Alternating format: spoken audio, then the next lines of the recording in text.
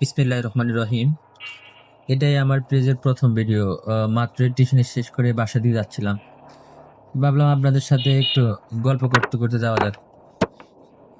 Mainly হচ্ছে যে বিষয় নিয়ে কথা বলতে চাচ্ছিলাম সেটা হলো টিউশন।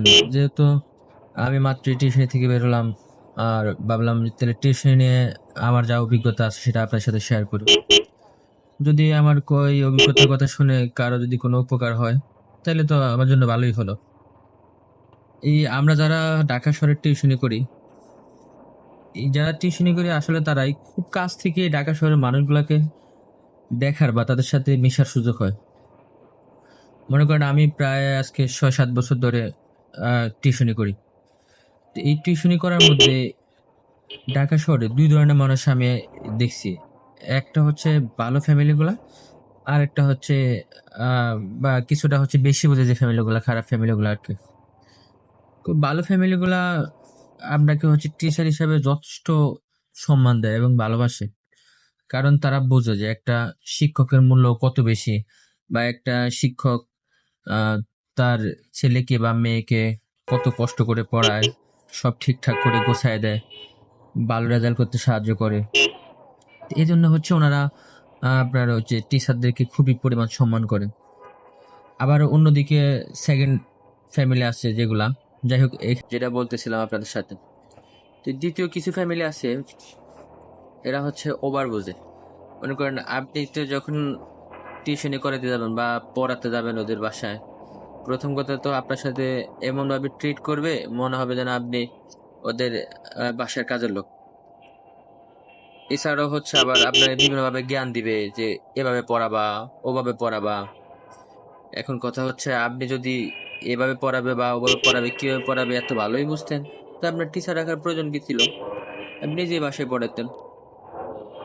কারণ একটা টিচার হচ্ছে তার একটা নিজস্ব সিস্টেম থাকে, যে সিস্টেমে সে স্টুডেন্টকে পড়াবে, বা একটা টিচার সবসময় চায় যে তার স্টুডেন্ট যেন হচ্ছে ভালো রেজাল্ট করে।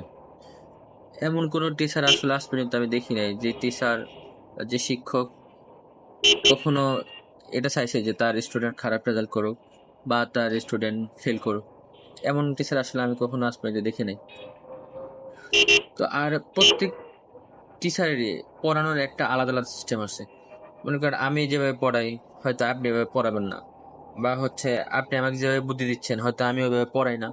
তো এতে করে হচ্ছে আসলে টিচারদের পড়াতে খুবই সমস্যা হয়। তা আমাদের আসলে এগুলো না করাই উচিত।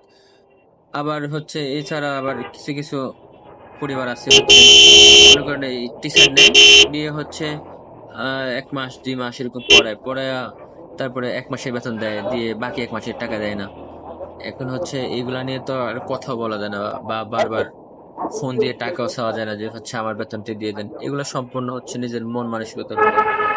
এই 2023 সালে মণিপুর আর স্কুলের একটা ছেলেকে পড়াতাম আমি, এসএসসি পরীক্ষার্থী ছিল। তো হচ্ছে পরীক্ষার 2 মাস আগে আমাকে বললো যে ভাইয়া যেভাবে পারেন আমাকে 2 মাসের মধ্যে টোটাল সিলেবাসটা কমপ্লিট করে দিবেন, ফিজিক্স কেমিস্ট্রি বায়োলজি।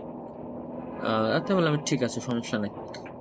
পরে 2 মাসে অনেক কষ্ট করে বা ডেলি 2-3 চ্যাপ্টার 1-1.5-2 ঘন্টা 2.5 ঘন্টা সময় দিয়ে শেষ করলাম। তো ওরা আমাকে 1 মাসের বেতনটা দিল, দিয়ে হচ্ছে লাস্ট 1 মাসের হচ্ছে বেতন আর দেয় নাই। পরে আমি বললাম হচ্ছে আপনার তো টাকা দেন না আমাকে। বলতেছে হচ্ছে তোমাকে তো টাকা দেওয়া হয়েছে, তুমি এখন বলতেছো আমরা দিই নাই, কেমন কথা? আমি বললাম আন্টি আপনি তো টাকা দেন নাই আমাকে। তো এখানে হচ্ছে মেন বিষয় যেটা, সেটা হচ্ছে মনে করেন উনি আমার যে 1 মাসের টাকাটা না দিল, তো এতে তো আমার কোনো তেমন একটা আসলে বেশি ক্ষতি হয়নি।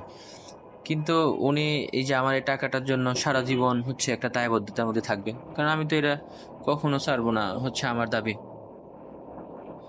আমার হচ্ছে কষ্টের টাকা, অনেক কষ্ট করে গিয়ে আমি পড়াইতাম। তো এই টাকার দাবি তো আর ছাড়া যায় না। তো এরকম আসলে অনেক ধরনের ফ্যামিলি আছে ঢাকা শহরে, যা কিছু কিছু ফ্যামিলিতে গেলে আপনি আসলে নিজেরা অনেক ভাগ্যবান মনে করবেন। এখন আছি হচ্ছে আমি আপনার মিরপুর 10 বেনারসি পল্লীতে। এখানে খুব সুন্দর সুন্দর শাড়ি, তারপরে বিভিন্ন ধরনের ড্রেস পাওয়া যায়। আপনারা চাইলে অবশ্যই এখান থেকে এসে কিনে নিতে পারেন, তবে খুবই এক্সপেন্সিভ। এখানে দাম অনেক বেশি রাখে ওরা, কেন রাখে আসলে আমি জানি না, কিন্তু আসলে ড্রেসগুলো খুবই সুন্দর। যাই হোক, যা বলতেছিলাম তো হচ্ছে মনে করেন এই এই সব ফ্যামিলিগুলা হচ্ছে যারা টিচারদের টাকা দেয় না বা কষ্টের টাকাগুলা মেরে দেয়, আসলে এইসব স্টুডেন্ট ভবিষ্যতে আদৌ কি করতে পারবে কিনা আমি ভালোভাবে জানি না। কারণ আমরা হচ্ছে যারা ঢাকা শহরে থাকি বা থেকে পড়াশোনা করি, অবসর সময়টাকে কাজে লাগাই, স্টুডেন্টদের পড়াই, বা এমনও স্টুডেন্ট আছে যারা হচ্ছে বাসায় টিউশনি করে টাকা দেওয়া লাগে। তো এর মধ্যে হচ্ছে যদি আমাদের টাকা মেরে দেয় বা টাকা না দেয়, সঠিক সময় টাকা না দেয়, তা আসলে খুবই কষ্টকর লাগে। কারণ আর সব টিচারই চায় বা সব টিউশন টিচারই চায় হচ্ছে তার স্টুডেন্ট ভালো রেজাল্ট করুক, ও হচ্ছে একটু ভালো জায়গায় চান্স পাক। এর মধ্যে হচ্ছে অবশ্যই ফ্যামিলিরও তো প্রচেষ্টা থাকা লাগবে যে আমার হচ্ছে ছেলেটা কি পড়তেছে কি পড়তেছে না। কিছু কিছু হচ্ছে ফ্যামিলি আছে এমন যে সকল বার মনে করেন টিচারের উপর দিয়ে ওনারা রিল্যাক্সে থাকবে, যে আমি তো আপনাকে টাকা দিচ্ছি, তা আপনি আমার ছেলে কি পড়তেছে না না পড়তেছে সব কিছু আপনি দেখবেন।